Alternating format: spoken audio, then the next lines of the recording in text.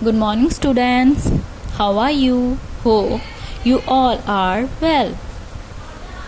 Please pick up your My Mini Alpha book, My Mini Alpha book, and open the page 20 and 21. And first of all, write date top on the page. Write date and day top on the page. Speak loudly letter I. I, capital I, baby I. Capital I, baby I. I says E, E, E. I says E, E, E. I for igloo. I for ice cream. I for India. I for island.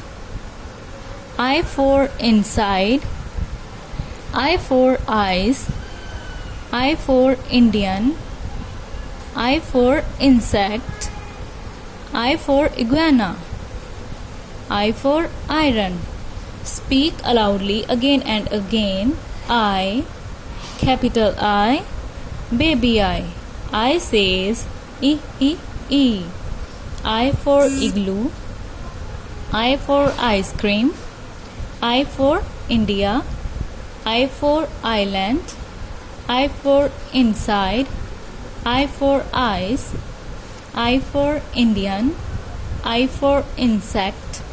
I for iguana. I for iron.